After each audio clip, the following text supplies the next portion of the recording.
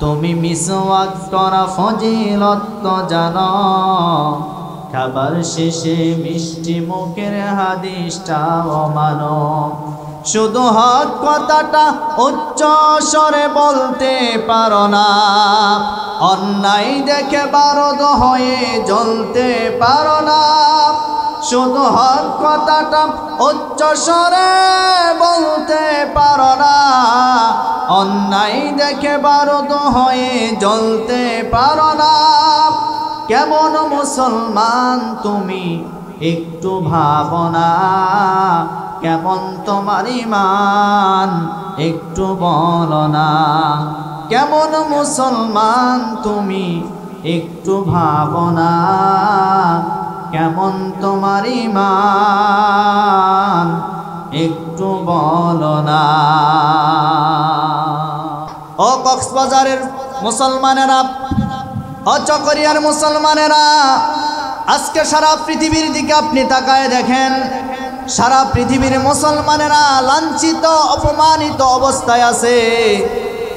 এই লাঞ্ছিত অপমানিত অবস্থায় কেন আছে, এখান থেকে উত্তরণের উপায় কি? আমি আপনাদেরকে আজকে গুরুত্বপূর্ণ কিছু তথ্য দিতে চাই।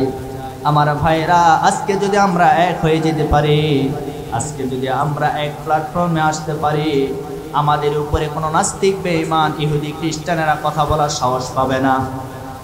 কিন্তু আমাদের ভিতরে আজকে দলাদলি, আজকে আমার বাংলাদেশের ভিতরে হাজারো দল রয়েছে। এই দলটাকে আমরা নির্বাচন করি আমাদের মাথার টুপি দেখে। কেউ বলে ওইটা আলিয়া, কেউ বলে চরমনাই, কেউ বলে তাবলিগ, কেউ বলে সরসিনা। হাজারো দল হাজারো মত আমাদের বাংলাদেশে রয়েছে। কিন্তু আমি সারা বাংলাদেশের সকল আলিম ওলামাদেরকে বলতে চাই, আর কত দলাদলি করবেন? দলাদলি ভুলে গিয়ে আজকে যদি আমরা এক হয়ে যেতে পারি, আমার মনে হয় বাংলাদেশে অল্প দিনের ভিতরে ইসলাম কায়েম হয়ে যাবে। আমার প্রিয় বন্ধুগণ, গুরুত্বপূর্ণ কথা আপনাদেরকে বলতে চাই। আজকে বাংলাদেশে হাজারো আলিম রয়েছে, কোন আলিম কিন্তু বাতিলের টার্গেট নাই। যেই সমস্ত আলিমেরা বাতিলের টার্গেট হয়ে আছে, যারা মুখের ভাষা অন্তরের ভাষা যারা আমল দিয়ে প্রকাশ করতে চায় যে এই জমিন যার আইন চলবে তার, এই কথা যারা বলে তারাই কিন্তু বাতিলের টার্গেট হয়ে আছে।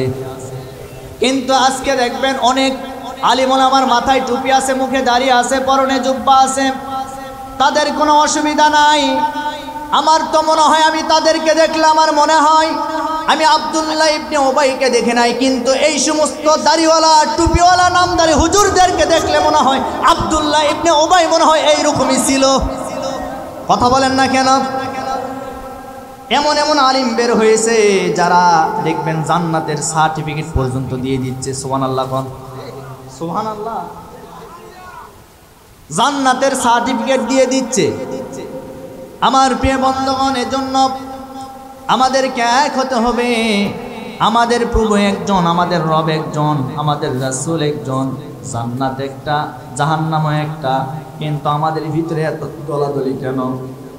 সমস্ত দলাদলি ভুলে গিয়ে আমরা যদি এক হতে পারি, আমার মনে হয় বাংলাদেশে অল্প দিনের ভিতরে আলিম ওলামারা এই দেশটা শাসন করবে, কোনো সন্দেহ নাই। আমাদের প্রভু এক নবীর উম্মত, জীবন বিধান এক, ঐশী বাণী কোরআন। তবে কেন এক নও হে মুসলমান, এক হও করি আহ্বান। তবে কেন এক নও হে মুসলমান, এক হও করি আহ্বান। বাইতুল্লাহ এক, মদিনা শরীফ এক, উহুদ পাহাড় এক, বদরের মাঠ এক। একটা তো জীবন আর মরণ তো একবার, একটা তো জীবন আর মরণ তো একবার, সকলের তরে আছে একই স্থান। তবে কেন এক নও হে মুসলমান, এক হও করে আহ্বান। তবে কেন এক নও হে মুসলমান, এক হও করে আহ্বান। আল্লাহু আকবার। এক হওয়ার দরকার আছে না নাই? জোরে বলেন আছে না নাই? সম্মানিত ভাইরা আমার আলোচনার দিকে আমি চলে যাই। আমি আপনাদের সামনে কোরআনে কারীমের সূরাতুল কাহফের 9 এবং 10 নম্বর আয়াতে কারিমা তেলাওয়াত করেছি। আমি আপনাদেরকে বলতে চাই, আমি আজকে আপনাদেরকে কিছু গুরুত্বপূর্ণ তথ্য দিতে চাই, একটু মনোযোগ সহকারে শুনবেন। আল্লাহ রাব্বুল আলামিন এই সূরা কাহফের 9 এবং 10 নম্বর আয়াতের ভিতরে কি জানাই দিচ্ছেন? আমার প্রিয় বন্ধুগণ, বিশ্বনবী মুহাম্মদুর রাসূলুল্লাহ সাল্লাল্লাহু আলাইহি ওয়াসাল্লাম বলেন, শেষ জামানার সবচাইতে বড় ফিতনার নাম হবে দাজ্জাল। আর এই দাজ্জালের ফিতনা থেকে সেই সমস্ত মানুষেরা বেঁচে যাবে যারা সূরা কাহফের প্রথম 10 আয়াতে কারিমা মুখস্থ করে প্রতিদিন আমল করবে। ওই সমস্ত মানুষদেরকে রব্বুল আলামিন দাজ্জালের ফিতনা থেকে হেফাজত করে নেবেন। দাজ্জালের ফিতনা কেমন হবে এবার শুনেন। শেষ জামানার সবচাইতে বড় ফিতনার নাম হবে দাজ্জাল। আমরা জানি দাজ্জাল দুনিয়াতে আসবে, দাজ্জাল আসার পরে দাজ্জাল দুনিয়াতে পরিভ্রমণ করবে। কিন্তু আমি আপনাদেরকে বলতে চাই, দাজ্জাল কিন্তু দুনিয়াতে অবস্থান করছে। এখন দাজ্জাল কোথায় আছে আমি আপনাদেরকে বললে আপনারা বুঝতে পারবেন। এই হাদিসটা একজন সাহাবী থেকে বর্ণিত হয়েছে। ওই সাহাবীর নাম হলো তামিম দারি রাদিয়াল্লাহু তাআলা আনহু। তামিম দারি রাদিয়াল্লাহু তাআলা আনহু বর্ণনা করতেছিল, ইয়া রাসূলুল্লাহ, ইয়া হাবিবাল্লাহ, আমি যখন ঈমান গ্রহণ করি নাই, আমি যখন অন্য ধর্মের ভিতরে ছিলাম, ওই সময় আমরা কয়েকজন মিলে একটা নৌকা সফরে বের হয়েছিলাম। এই নৌকা সফরে চলতে চলতে আমাদের নৌকাটা সমুদ্রের মাঝখানে যখন চলে গেল, এমন সময় বিশাল বড় একটা ঝড়ের কবলে আমরা পড়ে গেলাম। এমন ঝড় আমার মনে হলো আমি মনে হয় আর বেশি দুনিয়াতে বাঁচতে পারবো না, মারা যাব, এরকমটা আমার মনে হলো। কিন্তু না, কিছুক্ষণ পরে আমি দেখতে পেলাম ঝড়টা থেমে গেল। আমাদের এই নৌকাটা চলতে চলতে একটা অচেনা দ্বীপে গিয়ে আস্তে করে ভিড়ে গেল। অচেনা দ্বীপে যখন নৌকাটা ভিড়ে গেল, আমি এই নৌকার উপর থেকে নিচে নামে পড়লাম, চরের উপরে নামলাম। নামার পরে আমি সামনে দেখতে পেলাম বিশাল বড় একটা মানুষ একটা হাতুড়ি নিয়ে দাঁড়িয়ে আছে। ওই মানুষটাকে প্রশ্ন করা হলো, ভাই, এই অচেনা দ্বীপের ভিতরে তোমার পরিচয়টা আমি একটু জানতে চাই, তোমার নাম কি, তোমার পরিচয় কি, আমি একটু জানতে চাই। ওই মানুষটি কোনো কথা বললেন না, শুধু একটা কথা বললেন, আমার পরিচয় আমি পরেই দিব, তবে সামনের দিকে একটা মানুষ আছে, ওই মানুষটার কাছে গেলে আমার পরিচয় তোমরা পেয়ে যাবা। এই কথা বলার পরে এই সাহাবী বর্ণনা করতেছিল, আমরা সবাই মিলে ওই মানুষটার কাছে চলে গেলাম। যাওয়ার পরে কিছু দূর যাওয়ার পরে আমরা দেখতে পেলাম একটা ঘর। ওই ঘরের ভিতরে একজন মানুষকে, বিশাল আকৃতির একজন মানুষ, এই মানুষটাকে 2 হাত উপরের দিকে রেখে আস্তে করে বেঁধে রাখা হয়েছে, 2 পা বেঁধে রাখা হয়েছে। এই মানুষটা নড়তেও পারে না, চড়তেও পারে না। আমরা তার কাছে গিয়ে তাকে প্রশ্ন করলাম, ও ভাই, তোমার পরিচয় কি, তোমাকে কি এই জায়গায় অচেনা দ্বীপের ভিতরে আটকায় রেখেছে, শিকল দ্বারা আবদ্ধ করে রেখেছে? ওই মানুষটি বলল, আমি আমার পরিচয় একটু পরেই দিব, তবে আমি আপনাদেরকে কয়েকটা প্রশ্ন করতে চাই।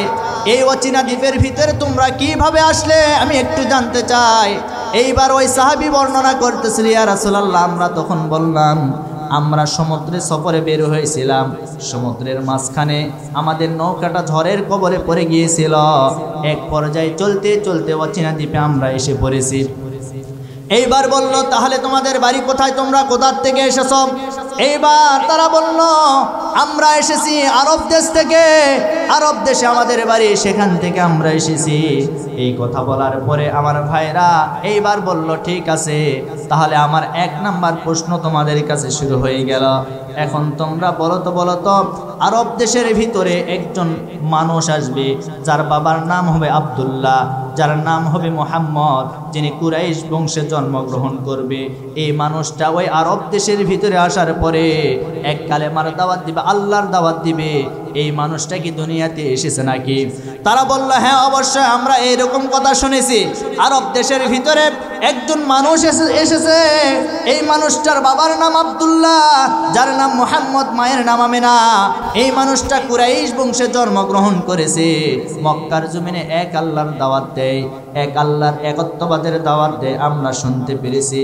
এইবার ওই মানুষটা বলল, ঠিক আছে, আমার 2 নাম্বার প্রশ্ন হলো, এখন তোমরা বলো তো তাবারিয়া উপসাগরের খবর কি?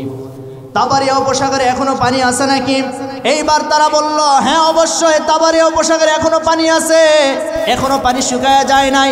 এ কথা বলার পরে 3 নাম্বার প্রশ্ন এইবার ওই মানুষটি তাদেরকে বললো যে এইবার তোমরা বলো তো জুগারের ঝর্ণার খবর কি? জুগারের ঝর্ণা থেকে এখনো পানি নিচের দিকে নামে নাকি? তারা বলল, অবশ্যই, জুগারের ঝর্ণা থেকে এখনো পানি উপর থেকে নিচে নামে। এইবার বলল, 4 নাম্বার প্রশ্ন হলো, তোমরা বলো তো বাইসানের খেজুরের বাগানের খবর কি? ওই বাইসানের খেজুরের বাগানে এখনো গাছগুলি তরতাজা আছে নাকি? ওই গাছগুলি থেকে এখনো খেজুর আসে নাকি? তোমরা একটু বলো তো। তারা বলল, হ্যাঁ অবশ্যই, বাইসানের খেজুরের বাগান এখনো তরতাজা আছে, ওই খেজুরের বাগান থেকে এখনো খেজুরগুলি পাড়া হয়, এমনকি ওই খেজুরগুলি এখনো তরতাজা অবস্থায় পাওয়া যায়। এই কথা বলার পরে এইবার বলল, তাহলে এখন আপনার পরিচয়টা আমরা জানতে চাই, আপনার পরিচয় কি? ওই মুহূর্তে ওই মানুষটি ডাক দিয়ে বলল, আনা দাজ্জাল, আমি হলাম দাজ্জাল। আল্লাহু আকবার, আমি হলাম দাজ্জাল। বলল, আপনি যে দাজ্জাল, তাহলে আপনি কোন সময় দুনিয়াতে আগমন করবেন? তখন ওই ব্যক্তি বলল, আমার আগমনের যে আলামতগুলি আমি তো তোমাদেরকে বর্ণনা করে দিলাম, আমার আগমন ওই সময় ঘটবে যেই সময় আরব দেশের ভিতরে একজন নবী আসবে, পয়গাম্বর আসবে, দিন ইসলাম প্রচার করে যাবে। ওই মানুষটার আগমনের ইঙ্গিতে আমার আলামত কিন্তু প্রকাশ হয়ে গেছে। 2 নাম্বার আলামত হলো, যেদিন তাবারিয়া উপসাগরের পানি থাকবে না, পানিগুলি শুকায় যাবে, তারপরে আমি দুনিয়াতে আগমন করব। এরপরে ওই ব্যক্তি বলল, যেদিন জুগারের ঝর্ণা থেকে পানিগুলি আর পাওয়া যাবে না, উপর থেকে নিচের দিকে পানি আর পড়বে না, সেই দিনে আমার আগমন ঘটবে। এরপরে বাইসানের যে খেজুরের বাগান, ওই খেজুরের বাগানের গাছগুলি যেদিন মারা যাবে, এমনকি ওই গাছগুলি থেকে আর খেজুর পাওয়া যাবে না, তারপরে আমার আগমন ঘটবে। আমার ভাইয়েরা, যুবক ভাই যারা আছেন, তাদের উদ্দেশ্যে বলতে চাই, আপনারা গুগলে সার্চ দিয়ে দেখবেন, আজকে যে 4টা কথা বলা হলো, 4টায় প্রকাশ হয়ে গেছে।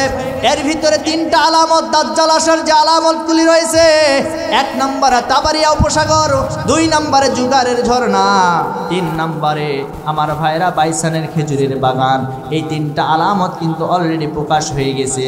আর যে 3টা জায়গা, 3টা আলামত বর্তমান ওই ইসরায়েলের ইহুদিরা এইটা দখল করে নিয়েছে, জোর করে দখল করে নিয়েছে। আমার ভাইরা, তার কারণ হলো তারা ভালো করে জানে ইহুদিদের নেতা হবে দাজ্জাল, আর মুসলমানদের নেতা হবে ইমাম মাহদী আলাইহিস সালাতু ওয়াস সালাম। ইহুদিদের নেতা হবে দাজ্জাল, ওই দাজ্জালের নেতৃত্বে ওই ইহুদিরা মুসলমানদের বিরুদ্ধে যুদ্ধ করবে। আজকে যেমন ফিলিস্তিনে নিরীহ মুসলমান মা বোনদের উপরে, আমার ভাইদের উপরে যে জুলুম নির্যাতন শুরু করে দিয়েছে, তার মানে এখান থেকে তারা প্রমাণ করেছে সারা বিশ্বের ভিতরে সবচাইতে বড় সন্ত্রাসী হলো ইহুদি জাতি। কথা বলেন ঠিক কিনা? আমার ভাইরা, আজকের এই মাহফিল থেকে স্পষ্ট ভাষায় বলতে চাই, আগামীর দেশ হবে ইসলামের বাংলাদেশ, আগামীর পৃথিবী হবে ইসলামের পৃথিবী। সুতরাং ইসলামের পৃথিবী করতে গিয়ে আমরা কারা কারা জিহাদের যদি ডাক আসে, ওই জিহাদের ময়দানে কারা কারা যেতে রাজি আছি, 2 হাত তুলে আল্লাহকে দেখায়।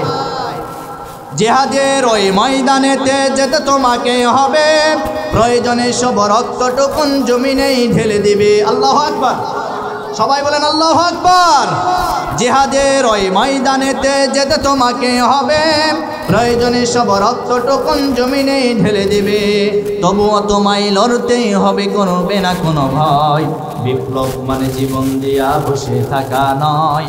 সে কোনো দিন আসবে না রে করো যদি ভয়। বিপ্লব মানে জীবন দিয়া বসে থাকা নয়, সে কোনো দিন আসবে না রে করো যদি ভয়। আসবে বিজয় রক্ত আর জীবনের বিনিময়। কথা বলেন, কথা বলেন। আসবে বিজয় রক্ত আর জীবনের বিনিময়। বিপ্লব মানে জীবন দিয়া বসে থাকা নয়, সে কোনো দিন আসবে না রে করো যদি ভয়। বিপ্লব মানে জীবন দিয়া বসে থাকা নয়, সে কোনো দিন আসবে না রে করো যদি ভয়। কোথা থেকে কোন ভিন দেশে সকল আসলো আমার দেশে, সেবার নামে বসলো তারা মীর জাফরের বেশে। কোথা থেকে কোন ভিন দেশে সকল আসলো আমার দেশে, সেবার নামে বসলো তারা মীর জাফরের বেশে। ওদের করতে নাস্তানা বোধ হতে হবে নির্ভয়, ওদের করতে নাস্তানা বোধ হতে হবে নির্ভয়। বিপ্লব মানে জীবন দিয়া বসে থাকা নয়, সে কোনো দিন আসবে না রে করো যদি ভয়। বিপ্লব মানে জীবন দিয়া বসে থাকা নয়, সে কোনো দিন আসবে না রে করো যদি ভয়। আসবে বিজয় রক্ত আর জীবনের বিনিময়। আল্লাহু আকবার। আসবে বিজয় রক্ত আর জীবনের বিনিময়। বিপ্লব মানে জীবন দিয়া বসে থাকা নয়, সে কোনো দিন আসবে না রে করো যদি ভয়। লিল্লাহে তাকবীর। কষ্ট হয় আপনাদের? আলোচনা চলবে তো? আর আধা ঘন্টা চলবে তো ইনশাল্লাহ? আরে ভাই, দুঃখের কথা কি বলবো, আপনাদের কক্সবাজার এই অঞ্চলে আসলে আপনাদের ভাষা আমি কিছু বুঝি না। কি যে আপনাদের আমলনামা লিখে কিভাবে, মানে বোঝার কোনো কায়দা নাই ভাই, সত্য কথা বলতেছি। আমার আগামীকাল প্রোগ্রাম আছে বান্দরবনের নাইক্ষ্যংছড়ি উপজেলায়। আগামীকালকে আমি প্রোগ্রাম করব। হ্যাঁ, তো এই নাইক্ষ্যংছড়ি উপজেলা থেকে আমার কাছে যখন ফোন দেওয়া হলো দাওয়াত নেওয়ার জন্য, কি যে বলছে আমি কিচ্ছু বুঝি নাই। শুধু ডেটটা লিখে রাখছি আর বলছি যে কিছু খরচ পাঠায় দেন, এই পর্যন্তই শেষ ওনাদের সাথে। আর দ্বিতীয় কোনো কথা আমি না বুঝলে জবাব দিব কি ভাই বলেন? কিচ্ছু বোঝা যায় না। এজন্য আমরা হলাম উত্তরবঙ্গের মানুষ, বগুড়া জয়পুরহাট আমাদের বাড়ি, উত্তরবঙ্গে আমাদের বাড়ি। আপনাদের এলাকায় আসলে কিছু বোঝা যায় না, তারপরেও আলহামদুলিল্লাহ আমার কথা তো আপনারা বোঝেন। কোনো কষ্ট হয়? কোনো কষ্ট হয়? যেটা বলে আল্লাহু আকবার। সম্মানিত ভাইরা আমার, তো আমি যে কথা বলতেছিলাম, দাজ্জাল যে আলামতগুলির কথা বললো, এই আলামত অলরেডি প্রকাশ হয়ে গেছে। তার মানে বোঝা গেল দাজ্জাল আসার আর বেশি দিন সময় নাই, অল্প দিনের ভিতরে দাজ্জাল আসবে। এখন দাজ্জাল যে দুনিয়াতে আসবে, আসার পরে দাজ্জাল 40 দিন অবস্থান করবে। কতদিন? সবাই বলেন কতদিন? দাজ্জাল দুনিয়াতে 40 দিন অবস্থান করবে। দাজ্জালের প্রথম দিন হবে 1 বৎসরের সমান, দাজ্জালের দ্বিতীয় দিন হবে 1 মাসের সমান, দাজ্জালের তৃতীয় দিন হবে 1 সপ্তাহের সমান। বাকি যে 37 দিনগুলি রয়েছে এটা স্বাভাবিক দিনের মতো পরিচালিত হবে। দাজ্জাল পুরো পৃথিবীতে পরিভ্রমণ করবে। দাজ্জালের কপালের উপরে একটা মাত্র চোখ থাকবে। দাজ্জালের কপালে লেখা থাকবে কাফার, এর অর্থ হলো কাফের। দাজ্জালের কপালের উপরে কাফের লেখা থাকবে। দাজ্জাল বেটে মানুষ হবে। দাজ্জালের চুলগুলি উস্কো খুস্কো হবে। দাজ্জাল পুরো পৃথিবীতে পরিভ্রমণ করবে। শুধুমাত্র 2টি জায়গায় দাজ্জাল যেতে পারবে না, 1 নম্বরে মক্কা আর 2 নম্বরে মদিনা। এই 2টি জায়গায় দাজ্জাল যেতে পারবে না। এছাড়া প্রত্যেকটা জায়গায় দাজ্জাল পরিভ্রমণ করবে। দাজ্জাল মানুষদেরকে ডেকে ডেকে বলবে, আমি তোমাদের রব, আমি তোমাদের খোদা, আমার প্রতি তোমরা ঈমান গ্রহণ করো। দাজ্জালের এক হাতে থাকবে জান্নাত, দাজ্জালের আরেক হাতে থাকবে জাহান্নাম। দাজ্জালকে যারা ভয় করবে, দাজ্জালের প্রতি যারা ঈমান গ্রহণ করবে, দাজ্জাল ধরে ধরে দাজ্জালের তৈরি করা জান্নাতের ভিতরে ঢুকায়া দিবে। কিন্তু মানুষদের জন্য দাজ্জালের যে তৈরি করা জান্নাত, ওটাই হবে তাদের জন্য জাহান্নাম। আর দাজ্জাল যেহেতু রব বলে স্বীকার করবে, দাজ্জালের প্রতি যারা ঈমান গ্রহণ করবে না, এক আল্লাহকে বিশ্বাস করবে, ইমাম মাহদির সৈনিক যারা হবে, এরা কখনো দাজ্জালকে স্বীকার করে নেবে না। না নেওয়ার কারণে দাজ্জাল করবে কি, তাদেরকে ধরে ধরে দাজ্জালের তৈরি করা ওই জাহান্নামের ভিতরে প্রবেশ করায় দিবে। কিন্তু কিতাবের ভিতরে এসেছে দাজ্জালের তৈরি করা জাহান্নাম মুমিনদের জন্য জান্নাত হয়ে যাবে। আরো জোরে বলি সুবহানাল্লাহ। আমার ভাইরা, আমার প্রিয় বন্ধুগণ, দাজ্জালের সর্বশেষ দিনে দাজ্জাল মুসলমানদের বিরুদ্ধে যুদ্ধ করার জন্য যাবে। এমনকি এইদিকে ফজরের ওয়াক্তের সময়, ফজরের নামাজের সময় হয়ে যাবে, ইমাম মাহদি আলাইহিস সালাতু ওয়াস সালাম সিরিয়ার যে দামেস্ক যে শহর রয়েছে, ওই শহরের ভিতরে একটা সাদা গম্বুজওয়ালা মসজিদ রয়েছে, ওই মসজিদে আজান হয়ে যাবে। ইমাম মাহদি আলাইহিস সালাতু ওয়াস সালাম ইমামতি করার জন্য সামনে চলে যাবে। এমন সময় দুইজন ফেরেশতার কাঁধের উপরে ভর করে হযরতে ঈসা আলাইহিস সালাতু ওয়াস সালাম ওই মসজিদের মিনারে নেমে পড়বে। সুবহানাল্লাহ।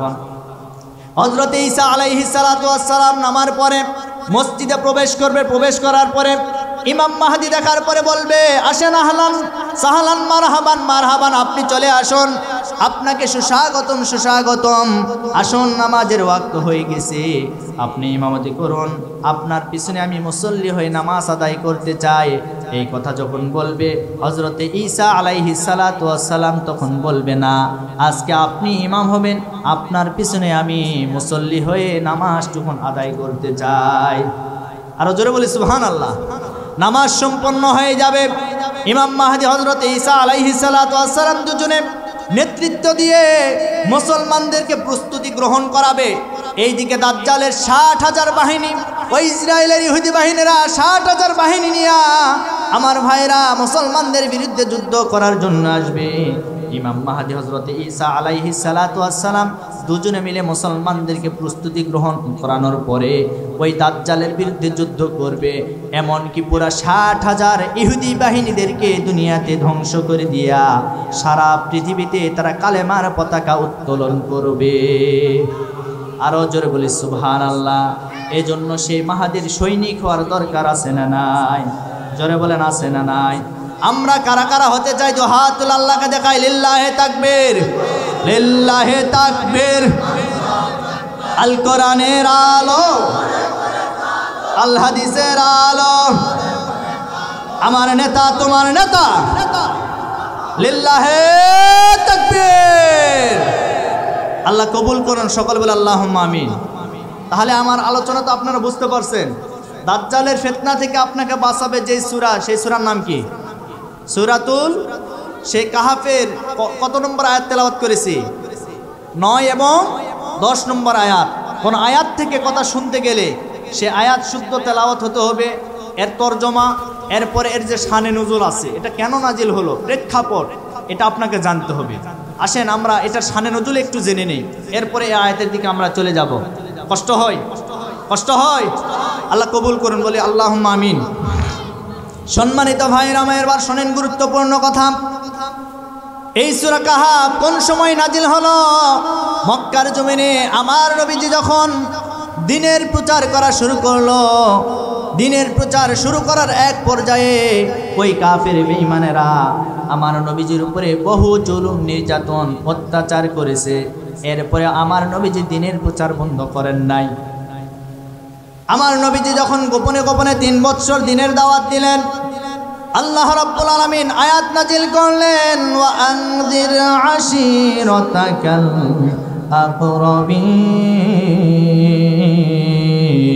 আকরাবিন। আল্লাহ রাব্বুল আলামিন বললেন, হে নবী, গোপনে গোপনে অনেক দাওয়াত দিয়েছেন, আর গোপনে গোপনে নয়, এখন প্রকাশ্যে আপনাকে দ্বীনের দাওয়াত দিতে হবে। আমার নবীজি প্রকাশ্যে দ্বীনের দাওয়াত দেওয়ার জন্য চলে গেলেন সাফা পাহাড়ে। সাফা পাহাড়ে তিনি আরোহণ করলেন। আরোহণ করার পরে মক্কাবাসীদেরকে তিনি আহ্বান করলেন, হে মক্কাবাসীরা, ইয়া সাবাহা বলে তিনি আহ্বান করলেন। মক্কাবাসী যারা ছিল সবাই আমার নবীজির সামনে উপস্থিত হয়ে গেল। আমার নবীজি ডাক দিয়ে বলেন, ও মক্কাবাসীরা, এই মুহূর্তে আমি যদি তোমাদেরকে বলি এই পাহাড়ের পাদদেশে আমাদেরকে শত্রুপক্ষ আক্রমণ করার জন্য উট পেতে আছে, তোমরা কি বিশ্বাস করবা নাকি? এইবার সমস্ত মক্কাবাসীরা বলল, কেন করব না? কারণ মক্কাতে কোনো সত্যবাদী যুবক যদি থাকে সেটি হচ্ছে তুমি। তোমার মতো সত্যবাদী যুবক একটাও মক্কার জমিনে আমরা দেখি নাই, সুতরাং আমরা অবশ্যই এই কথা বিশ্বাস করে নিব। আমার নবীজি যেই না এই কথা বলেছে, বলার সাথে সাথে আমার নবীজি আবার বললেন, ঠিক আছে, তোমরা যেহেতু আমাকে এইভাবে বিশ্বাস করো, তাহলে এই মুহূর্তে এইটাও তোমরা বিশ্বাস করে নাও, আল্লাহর পক্ষ থেকে আমি নবী হয়ে এসেছি, আল্লাহ আমাকে কিতাব দান করেছে, তোমরা আমার হাতে হাত রেখে কালেমা পড়ে মুসলমান হয়ে যাও। আমার নবীজি যাই না এই কথা বলল, সামনে ছিল আবু লাহাব। আবু লাহাব ডাক দিয়ে বলল, ভাতিজা, সকাল সকালে এই কথা বলার জন্য আমাদেরকে এই জায়গায় ডাকলে নাকি? ও ভাতিজা, তুমি কি কথা আমাদেরকে শোনালে? আমাদের বাপদাদার ধর্মের বিরুদ্ধে কথা বলা শুরু করে দিয়েছো। যেই না এই কথা বলেছে, আবুল আহাব নিজের রাগকে চেক দিতে পারলেন না। এক পর্যায়ে আবুল আহাব বলে উঠলো, তাব্বাল্লাকা ইয়া মুহাম্মদ, হে মুহাম্মদ তুই ধ্বংস হয়ে যা। নাউজুবিল্লাহ। কাল সকালবেলা বাড়ি যায় বলেন, জোরে বলে নাউজুবিল্লাহ। তাব্বাল্লাকা ইয়া মুহাম্মদ, হে মুহাম্মদ তুই ধ্বংস হয়ে যা। যেই না এই কথা বলেছে, আমার নবীজি প্রতিবাদ করলেন না, আমার নবীজি কোনো কথাও বললেন না। কিন্তু আমার নবীজি কথা না বললে কি হবে, প্রতিবাদ না করলে কি হবে? আল্লাহ মনে হয় বসে থাকবে।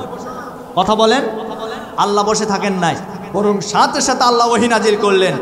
আল্লাহ ওহী নাজিল করে একটি সূরা নাজিল করলেন, সূরাটির নাম হচ্ছে সূরাতুল লাহাব। আল্লাহ বললেন, তাব্বাত ইয়াদা আবি লাহাবিউ ওয়া তাব। আল্লাহ বললেন, ধ্বংস হোক আবু লাহাবের দুই হাত। নাউজুবিল্লাহ। কোন আমার ভাইরা, আমি আপনাদেরকে বলতে চাই, আমার নবীজিকে গালি দেওয়ার কারণে যদি আল্লাহ সহ্য করতে না পারে, আবু লাহাবের নামে যদি সূরা নাজিল করে, আজ আমার দেশের ভিতরে কিছু নাস্তিক, কিছু বেঈমান বের হয়েছে, যারা আমার নবীজিকে বলে তিনি ছিলেন ধর্ষক, নারী লোভী। নাউজুবিল্লাহ বলবেন না? আচ্ছা, এই সমস্ত নাস্তিক বেঈমান 90% মুসলমানদের দেশে বেঁচে থাকবে, এটা মুসলমান কোনোদিন সহ্য করতে পারবে না।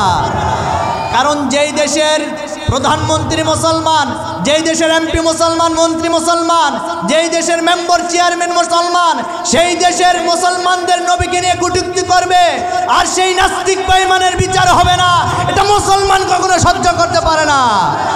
তুমি নবীর উম্মত দাবি করো, সুন্নাহ মানো না, নবীর অপমানে তোমার হৃদয় কাঁদে না। আল্লাহু আকবার। তুমি নবীর উম্মত দাবি করো, সুন্নাহ মানো না, নবীর অপমানে তোমার হৃদয় কাঁদে না। তুমি বিজাতীয় সংস্কৃতিতে সপেছ পরাণ। কেমন মুসলমান, কেমন মুসলমান তুমি, কেমন মুসলমান? নামাজের সাথে নাই পরিচয়, মানো না কোরআন। তুমি কেমন মুসলমান, কেমন মুসলমান তুমি, কেমন মুসলমান? তুমি রমজান এলে রাখো না রোজা, দিনকে করো আঘাত। পয়সা করির নাই তো অভাব, দাও না তো যাকাত। তুমি রমজান এলে রাখো না রোজা, দিনকে করো আঘাত।